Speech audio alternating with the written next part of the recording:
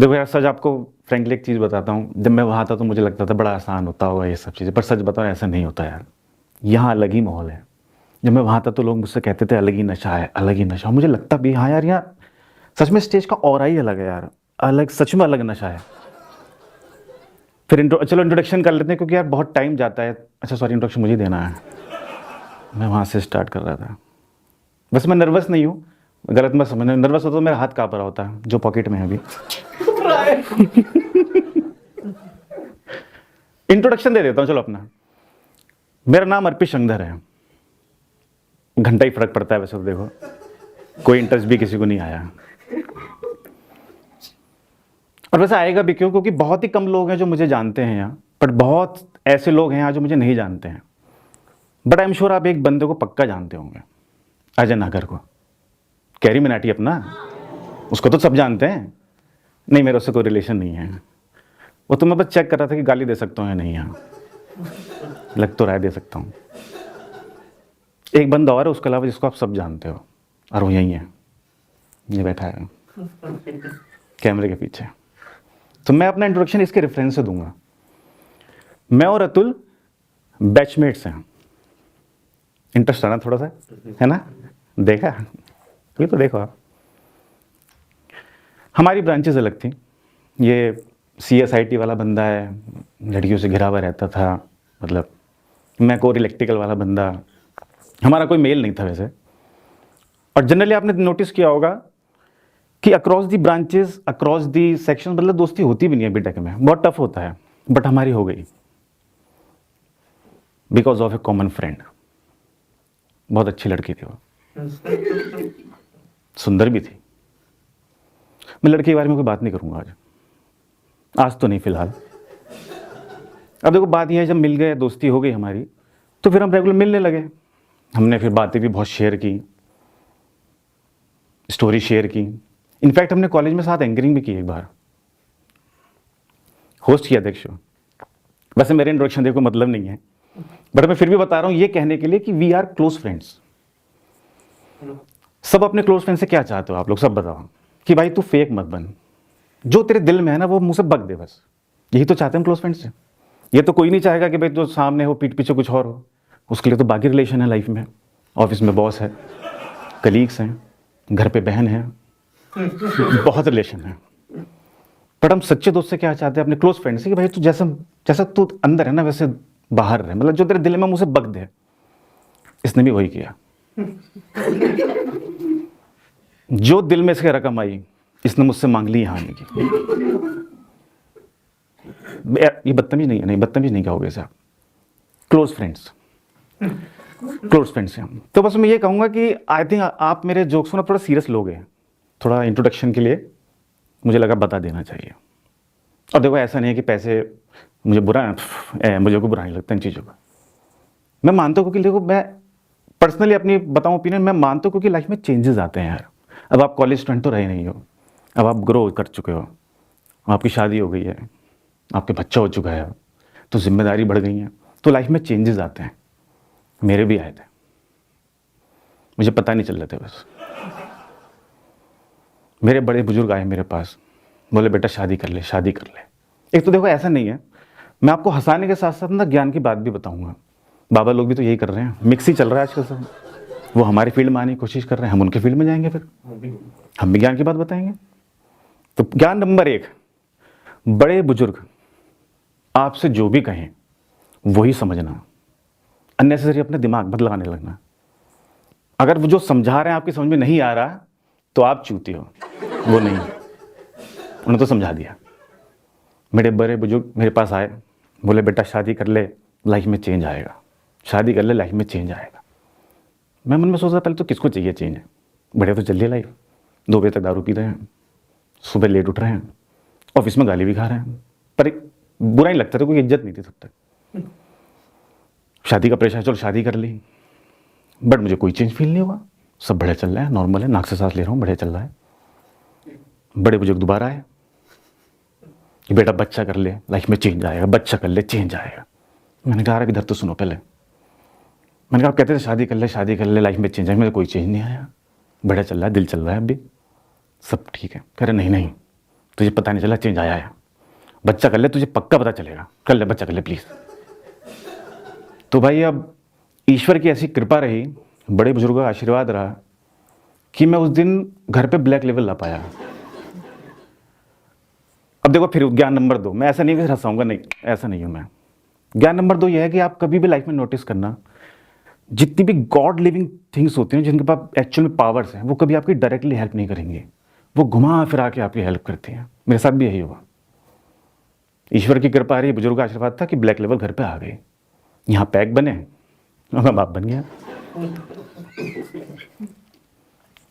जब मैं बाप बन गया तो मुझे समझ में आया कि यार बड़े बुजुर्ग सही कहते थे, लाइफ में चेंज आता है।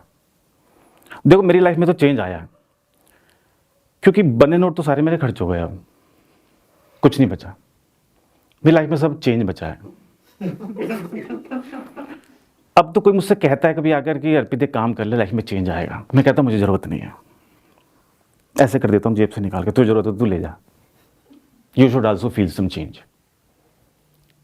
और देखो ऐसा नहीं है कि बाप बनाऊँ तो मैं कुछ पैसों पे जो, ऐसा कुछ नहीं है। मतलब मैं फ्रेंकली आपको बताऊँ, I am not trying to make fun out of my, you can say parental और फादरहुड करियर।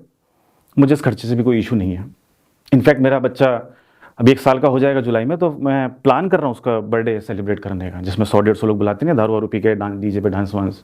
मैंने देखा इंस्टाग्राम पे, उसकी रील भी बनती है। बच्चा आता है छोटा सा तैयार होके, मम्मी भी तैयार रहती हैं, बच्चे गोदी में लेती हैं, एक गाल पुच्ची करती हैं, मुआ। फिर बाप आता है, बाप दूसरे गाल पुच्ची करता है, मुआ। फिर माँ बच्चे को गोदी उठा लेती है, फिर माँ एक गाल पुच्ची करती है, फिर बाप माँ के पुच्ची। पहले देखो बकवास बातें मैं मानते नहीं चीज़ों में, ये फालतू की बात है। बच्चा हो गया बीबीसी पार करे जा रहा है, ये मैं मानता नहीं वैसे पर्सनली। तो मेरा थॉट प्रोसेस अलग है, मैं खर्चों से तो इशू नहीं है मुझे, वरना मैं ये भी नहीं करता। मेरा इशू कुछ और है, मेरा इशू है बच्चा पैदा होने से होने वाले पहले के खर्चे जो हैं, जो आपकी गायना कराती है सो कॉल्ड डॉक्टर। मुझे नहीं पता था कि ऐसा कुछ होता है।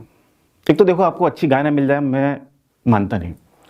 हर चीज़ का सिलेक्शन आज की डेट में इतना टफ हो चुका है कि कुछ आसानी नहीं बचा। मतलब कुछ भी आप चीज़ मार्केट से लेने, आज आपको जीन्स लेनी है, आपको लेनी ही लेनी है, कोई ऑप्शन ही नहीं है। सबसे पहले क्या करोगे आप शोरूम पे जाओगे, शोरूम पे एंट्री लोगे, एंट्री करते आपको सामने काउंटर वाले भैया दिखेंगे, काउंटर वाले भैया के पास जाओगे, उनको बोलो भैया जीन्स दिखा दो, भैया कहेंगे लग तो रही है पीछे।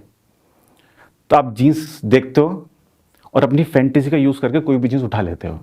जीन्स में क्या दिखता है आपको जब पैक होती हैं, वो सिर्फ पिछवाड़ा ही दिखता है उनका जीन्स का, पॉकेट का हिस्सा, और कुछ तो दिखता नहीं है, यही दिखता है। आप जीन्स देखते हो, देखने वाले को हम अपनी बात बता रहे हैं, और सबको हिस्सा तो वही दिखता है। थॉट पर से कुछ भी हो सकता है। जब जीन्स आपके हाथ में वो दे रहा है तो आप सबसे पहले क्या करते हो, उसे खोल देते हो, पर खोलते ही पसंद नहीं आ रहा, मज़ा नहीं आया।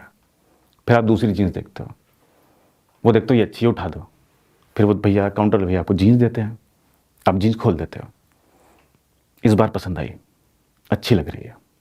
जब अच्छी लगती है क्या करते हो, हल्का छू के देखते हो, मज़ा आया, हल्का सा करके भी देखते हो, मज़ा आ रहा है, मौका मिलते दवा भी देते हो, मज़ा तो आ रहा है। अब आप उसके साथ अकेले में वक्त बिताना चाहते हो चेंजिंग रूम में, फिर आप उसको उठाते हो, चेंजिंग रूम में जाते हो। अब आप नोटिस करना, जितने भी 30-35 साल वाले लोग हैं, 30-35 से बड़े भी हैं, समझोगे आप लोग,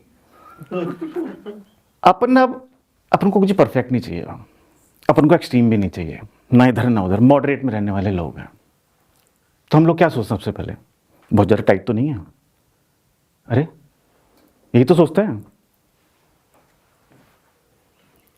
बहुत ज़्यादा लूज तो नहीं है, चलो ठीक आ रही है, फिटिंग बढ़िया है।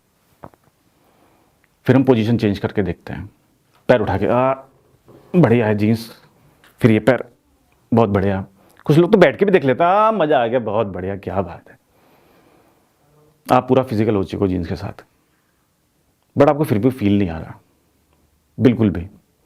तो आप क्या करते हो, दोबारा काउंटर वाले भैया के पास जाते हो, फिर बोलते हो भैया जीन्स दिखा दो, भैया फिर जीन्स दिखा देते हैं।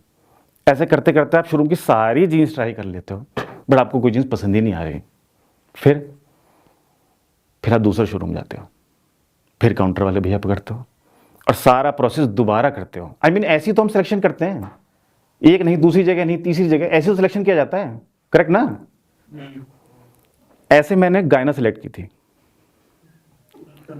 बहुत मेहनत लगी थी, टफ जॉब था, बट फाइनली मिल गई। गाजियाबाद में मिली। देखो नाम तो बताना ठीक नहीं है, वैसे भैंचो बता भी दो कौन से पॉपुलर है हम लोग। स्मिता नाम था उसका। वो तो पॉपुलर है। पूरा नाम नहीं बताऊंगा मैं, तुम लोग हरामी जाके चेक कर लोगे, इसमें नाम के तो बहुत हैं। खैर इससे मुझे एक फ़ायदा ये मिला, मुझे डॉक्टर लॉबी के पास उठने बैठने का मौका मिला, उनको समझने का मौका मिला। और देखो जब मेरा अपॉइंटमेंट फिक्स हो गया, फाइनली गायना मिल गई हमें, अब कल मिलने जाना है, तो हर प्रोफेशन को लेकर ना आपके दिमाग में बचपन से एक थॉट प्रोसेस होता है कि यार ये प्रोफेशन है तो मतलब इसके पास ये तो होगा ही होगा, हर प्रोफेशन को लेकर होगा। बचपन में सिखाया जाता है। मेरे पापा Uttar Pradesh power corporation limited में हैं, जॉब करते थे, अभी रिटायर हो चुके हैं, इसका भी कोई सेंस नहीं बताने का वैसे। तो मुझसे कहते थे जब मैं बीटेक कर रहा था, बेटा पढ़ ले, डिपार्टमेंट में आ जा, अधिकारी बन जा, बहुत कमाई है। मैं कहता पापा क्या कमाई है? कहते बहुत कमाई, बस बहुत कमाई है। मैंने कहा पापा फिर भी कुछ तो। कह रहे अंधी कमाई है, तू आ जा। मैंने कहा साहब बोलो हराम की कमाई है। यही तो था वजह। तो हर प्रोफेशन को लेके जब मैं छोटा था तो मेरे दिमाग में अलग अलग थॉट प्रोसेस बन चुके थे पहले से ही। किसी भी प्रोफेशन को मैं देखता था, जैसे पुलिस वाले को देखा, हराम की कमाई, जज को देखो हराम की कमाई, तहसीलदार हराम की कमाई, मेरे पापा हराम की कमाई, डॉक्टर मेहनत की कमाई। आप लोग हराम की कमाई सोच रहे होंगे यहाँ भी, हराम ही तो हुई आप लोग सब। पर ये मिथ बस्टेड हो गया, ऐसा था नहीं, ये इनकी हराम की कमाई डॉक्टरों की आज की डेट में। मुझे एक मिथ और था, जो डॉक्टर लोग गले में नहीं पहनते, क्या बोलते हैं उसको, स्टेथोस्कोप क्या बोलते हैं उसको, मुझे लगता था इसका कुछ यूज़ नहीं है, ये एज ए प्रॉप यूज़ होता है। और यकीन मानना जब अपॉइंटमेंट हुआ, मैं डॉक्टर से मिलने गया, तो सच कह रहा हूँ ये मिथ कन्फर्म था, इसका कोई यूज़ नहीं है। 8 महीने हो चुके थे, यकीन मानना, even after 8 months of pregnancy she didn't even touch my wife, neither me. नहीं, मुझे भी टच नहीं किया, ऐसा नहीं है, बट मुझे बुरा भी नहीं लगा, बट मेरी वाइफ को बुरा लगा कि उसको क्यों नहीं टच किया। एटलीस्ट मतलब पेट में बच्चा, एटलीस्ट हार्ट बीट चेक कर लो, नब छू लो, पसीना, कुछ तो कुछ नहीं है, ऐसा कुछ नहीं किया। हम उसको कुछ भी बताते थे बीमारी, सिर में दर्द है, गले में खराश है, वो टेस्ट लिख देती थी, आप सीबीसी करा लो, अल्ट्रासाउंड करा लो, बिल्रूबिन करा लो, केएफटी करा लो, एलएफटी करा लो, मेरे पास आ जाओ। हम चले जाते थे, हम टेस्ट रिपोर्ट सामने रख देते थे, वो टेस्ट रिपोर्ट देखती थी, लैपटॉप अपनी तरफ घुमा लेती थी। फिर वो आपने रिपोर्ट में देखा जो डेटा ऊपर नीचे होता है ब्लैक आ जाता है उस पर, वो उसको गूगल करती थी, गूगल से दवाई निकालती थी, वो दवाई प्रिंट करके हमें देती थी। हमें क्या पता है लैपटॉप में क्या कर, हम तो ये सोचेंगे गूगल कर रही है। मैं बड़ा इंप्रेस हो गया इस प्रोफेशन से। मैंने कहा यार ये देखो, आपको मतलब nowadays is so easy to become a doctor यार, आपको कुछ नहीं करना यार, आपको टेस्ट के नाम याद करो, मशीन का नाम याद करो, boom you are doctor, congratulation. और मैं बहुत इंप्रेस हो गया, मतलब बस मुझे मोटिवेशन की कमी थी और मुझे मिल भी गया। मैं सोसाइटी में रहता हूँ, आई थिंक सभी सोसाइटी में रहते हैं यहाँ, राइट? किसी का बंगला कुछ नहीं है यहाँ? सारे सारे कसम से जब आपका पैकेज 10 लाख का हो, आपका बचपन का फ्रेंड जो उसका 1 करोड़ का पैकेज हो जाए, वो बहुत डीमोटिवेटिंग होता है। उससे ज़्यादा डीमोटिवेटिंग है ऐसे सब सोसाइटी में। चलो कोई बात नहीं। एनीवे सोसाइटी में क्या होता है, एक ग्रुप होता है कॉमन, नोटिस किया होगा, सोसाइटी का ग्रुप होता है जो सिर्फ ओनली लिख के आता है, उसमें ओनली इंपॉर्टेंट इन्फॉर्मेशन, बट ऐसा होता है सब बकचोदी चलती है उसमें। Happy Makar Sankranti, happy Diwali, happy Holi, आपके कुत्ते ने स्कूटर में मुद्द दिया, कुछ भी, मतलब ऐसे ही चलता है। धीरे धीरे उस ग्रुप में आसपास के लोग भी ऐड हो जाते हैं, ग्रोसरी वाले, मेडिकल शॉप वाले, तो आसपास में लोग हेल्प भी करते हैं दूसरे की। अच्छा केक कौन बनाता है, ये लो नंबर, जूते कौन साफ करता है, ये नंबर ले लो। तो एक बार मैं घर आया लेट, मैं थका हुआ था, सोफे पे आके बैठ गया, मेरी वाइफ एज यूजुअल सो ही रही थी। तो मैंने देखा मेरी वाइफ का कुछ मैसेज व्हाट्सएप पे करी, तो टैग कर रखा था किसी ने, तो वाइफ ने किसी नंबर लिया, उसने कुछ रिप्लाई किया, तो मैंने पढ़ा, किसी ने मेरी वाइफ से पूछा है कि have you received your medicine, doctor अभी नाम था उसका। तो मुझे लगा डॉक्टर इसने शायद हो सकता है कुछ इमरजेंसी रही हो, उसने नंबर मंगाया है। तो मैंने उस पर रिप्लाई किया, मैंने कहा चलो रिप्लाई कर ही देता हूँ। मैंने उसे रिप्लाई किया, thanks doctor, thank you very much and thanks for your quick and kind support. मुझे नहीं पता था वो कौन है। मेरी वाइफ ने मुझे आके बताया कि तेरी हिम्मत कैसे हुई मेरे कन्वर्सेशन में घुसने की। नहीं, वाइफ बदतमीज नहीं है मेरी। गॉड लोग ऐसे ही होते हैं। रूल नंबर सेकंड में बताया था आपको, गॉड का कुछ भी हो आपको इनडायरेक्टली ही बताएगा, डायरेक्टली नहीं बताएगा। देखो यार, हमको जिसने बनाया, हम इंसान को जिसने बनाया उसे भगवान बोलते हैं, वो भी तो किसी को बना ही रही है। गॉड लोग की बात का बुरा नहीं मानते। जब मेरी डांट पड़ी तो मैंने देखा कि भाई ये आदमी कौन है। पता चले चूतिया अपना मेडिकल शॉप वाला है, नीचे डॉक्टर लिख रहा है, और लिखे भी क्यों ना, सारी दवाइयों के नाम याद है उसको। मतलब आप देख रहे हो कॉन्फिडेंस, लोग कुछ नहीं पूछ रहे उससे कि क्या है, वो दवाई देता है, लोग ले लेते हैं। ये वही आदमी है जब पूरी दुनिया कोविड से लड़ रही थी, किसी के पास कोई दवाई नहीं थी कि कौन सी वैक्सीन बनाई जाए, ये चूतिया कोविड किट बेच रहा था। आपके गले में दर्द है, ये कोविड किट ले जाए, किसने बनाई? डॉक्टर रवि शर्मा। लोग कॉन्फिडेंस से ले रहे थे, भाई बिक गई इसकी। इसने अपनी ही दुकान में अपना हेल्पर रख लिया है और खुद केबिन बना के अलग बैठता है। डॉक्टर रवि शर्मा, डॉक्टर अभी एंड मेडिसिन की दुकान का नाम है। मुझे बहुत इंप्रेस कर गया ये आइडिया। मैंने कहा कुछ भी हो जाए, अब मुझे यही करना है। अब ये बड़ा एक्सपेरिमेंट था। जॉब छोड़ना मतलब आसान नहीं है ना, अब एकदम से जॉब छोड़ के अलग प्रोफेशन, मुझे एक्सपेरिमेंट करना था। अब देखो, कोई भी साइंटिस्ट हो, आपने कभी देखा, अपने ऊपर तो कोई एक्सपेरिमेंट नहीं करेगा ना यार। एक्सपेरिमेंट के लिए हमें क्या चाहिए? कुत्ता, बिल्ली, चूहे, इन पे एक्सपेरिमेंट करते हैं। भाई मर भी जाए हमें, हमने तो सीख लिया। ऐसा ही कोई मुझे बस दोस्त चाहिए था। ये टफ था, एक्सपेरिमेंटल दोस्त। और देखो, एक्सपेरिमेंटल दोस्तों की खास बात पता क्या होती है? इनका अपना दिमाग नहीं होता। आपने वो सुना है ना, भाई ने बोला करने का तो करने का, वैसे ही होता है। भाई ने बोला करने का तो करने का, ये कर लेते हैं बस। अब मुझे ऐसी किसी दोस्त की तलाश थी। एक्सपेरिमेंटल दोस्त मैं श्योर हूं हर किसी के ग्रुप में होता है ना। ये वैसे ही दोस्त होते हैं कि जब आप कॉलेज में अपनी गर्लफ्रेंड के साथ पहली बार प्लान बनाते हो रेस्टोरेंट बाहर जाने का, और आपके पास पैसे कम हैं, तो आप इस दोस्त को साथ लेके जाते हो। बाहर में बैठ के आप सोच रहे हो इससे पूछूं ना पूछूं 1+1 है या नहीं, तो आप अपनी से चूतिया दोस्त से बोलते हो जरा पूछ लिए, और ये पूछ लेता है, वो मना कर देता नहीं है। तो आप इसकी तरफ देख के ना चूतिया क्या पूछ रहा है, क्योंकि बेइज्जती उसकी हो रही है, आपकी थोड़ी। कोई फर्क नहीं पड़ता उसकी बेइज्जती हो, आपकी नहीं होनी चाहिए। जब ठेके से पहली बार दारू लेने जाते हैं तो हम इसी को भेजते हैं ना, मना करेगा इसको करेगा, हमें थोड़ी। अपन तो सेफ है। पुलिस वाला रास्ते में पकड़ लेता है, सारे दारू उतार के इसके बैग में रख देते हैं कि पिटेगा तो ये पिटेगा, हम तो सेफ हैं, इसकी पिटाई हो रही है हमारी थोड़ी, हमने तो सीख लिया। होते हैं हर किसी लाइफ में दोस्त, होते हैं ग्रुप में। अपने ग्रुप में मैं था वहाँ, बट मैं अब नहीं रहा, क्योंकि मेरी लाइफ में चेंजेस आ गए। अब मैं ऐसे दोस्त ढूंढता हूँ। फिर मैंने निकाला एक दोस्त, मुझे मिला, उसका नाम अतुल था। सारे अतुल है, मतलब मेरी लाइफ में बहुत अतुल हैं, कुल मिला के 2 हैं। अब उसको मैंने बुलाया, वो अपने कॉलेज का ही है वैसे, हाँ, और वो मैकेनिकल का पास आउट है, 5 साल हमसे जूनियर है। और मतलब 5 साल वैसे जूनियर नहीं है, उसके हर बार वाई भी लगती चली गई, तो छोटा हो गया। उसको मैंने बुलाया, बट रिच बहुत था वो, बाप के पास बहुत पैसा था उसके, शायद यही वजह थी हमारी दोस्ती की भी, पैसा बहुत था। तो उसको मैंने बुलाया, उसको मैंने खाना खिलाया, यार सामने बैठे थे, मैंने उसको आइडिया अपना सुनाया। वो पूरे टाइम सुनता रहा, बट बंदा कुछ बोला ही नहीं। मैं डर गया, मुझे सच में लगा कि सब्जेक्ट सोचने लगा है, और वो डरने की बात भी थी। फिर मैंने नोटिस किया वो खाना खा रहा था। एक्चुअली वो खाना खाते नहीं बोलता, 1 वर्क एट ए टाइम। पर उसने पूरा खाना भी खाया, पूरा खाना खाया और निकल गया, कुछ नहीं बोला।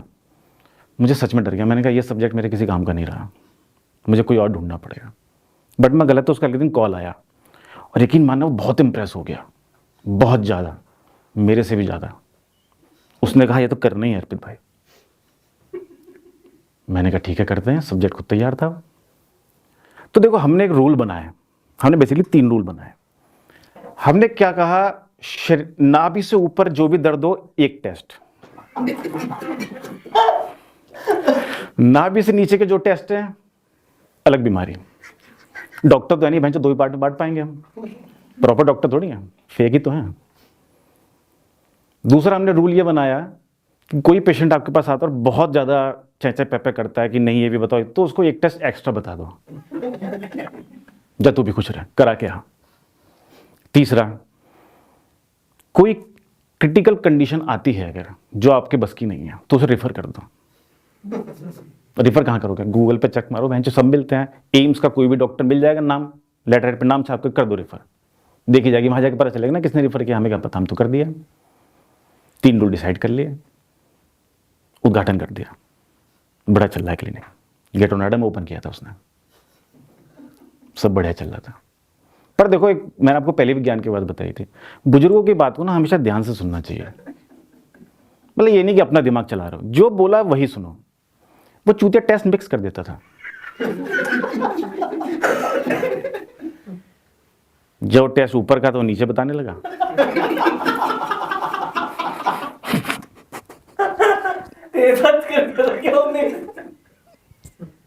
और नीचे के टेस्ट ऊपर बताने लगा।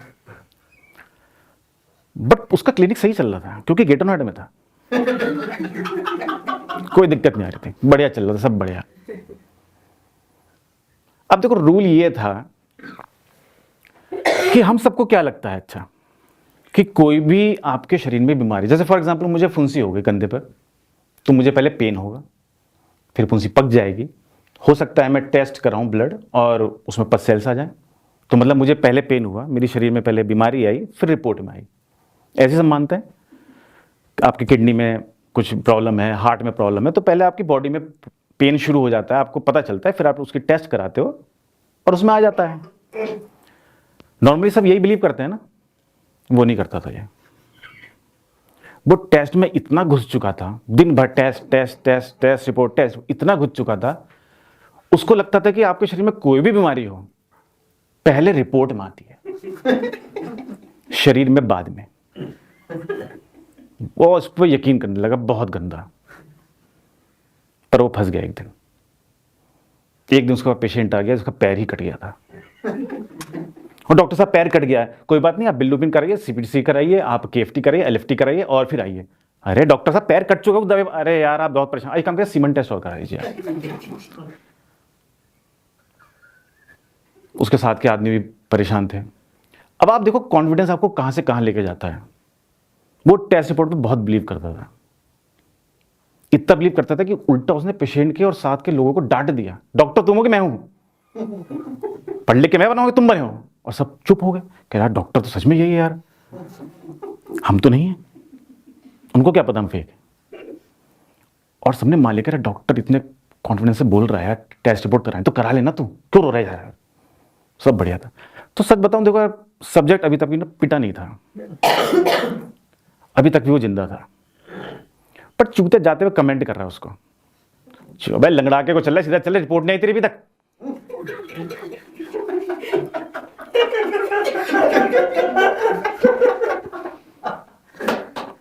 That's all from my side, friends. Myself, Dr. Arpi Shankar, 12/6 इंदापुरम, Ghaziabad.